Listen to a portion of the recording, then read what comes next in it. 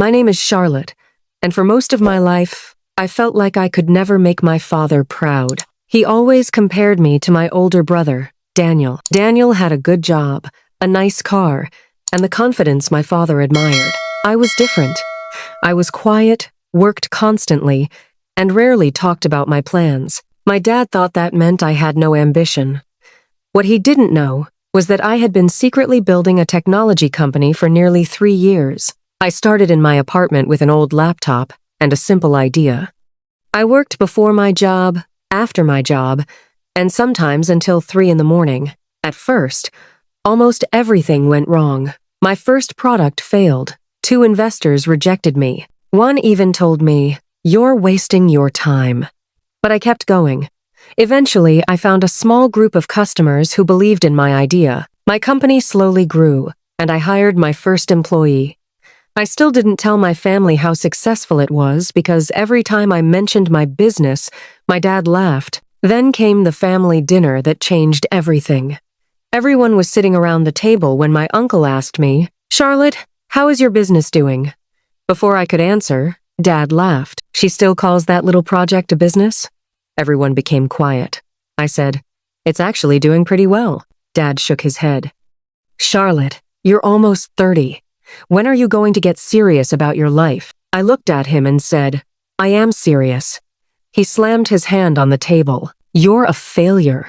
You've wasted years chasing a dream that isn't going anywhere." The words hurt, especially because he said them in front of everyone. I wanted to tell him everything, but I stayed silent. I simply finished my dinner and went home. The next morning, something unexpected happened. I received a call from a major investment company. They had been watching my company for months.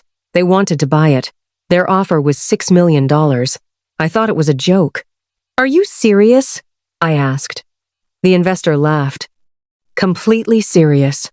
We believe your company has enormous potential." I spent the next several weeks negotiating the deal with my lawyers. Finally, I signed the agreement. My company was officially sold for $6 million. I didn't call my dad. I didn't post anything online. I simply waited. A few days later, my parents were sitting in their living room watching the evening news. Suddenly, a business report appeared on the television. The reporter said, "Today, a rapidly growing technology company was acquired for approximately $6 million. The company was founded by a young entrepreneur who started the business from her apartment." Then my photograph appeared on the screen. My dad froze. Mom turned toward him. "Isn't that Charlotte?" Dad didn't answer. The reporter continued talking about my company and its success. Then they showed footage from one of our offices. Dad finally picked up his phone and called me. "Charlotte," he said, "I just saw you on television." I replied, "I know." He was silent for several seconds. "Is this real?" "Yes," he asked. "Why didn't you tell us?" I took a deep breath. "Because the last time I told you I was building something, you called me a failure." Dad didn't respond. Then his voice became quiet. "I'm sorry." I had imagined hearing those words for years, but when I finally heard them, I didn't feel angry. I simply felt free. Dad told me he was proud of me. He said he had been wrong and that he should have supported me from the beginning. I accepted his apology, but I also told him something important. "Dad, I don't need you to believe in me anymore. I spent years waiting for your approval. Then I realized I could build my life without it." There was silence on the phone.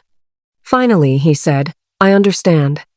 After the call ended, I looked at the documents from the sale sitting on my desk.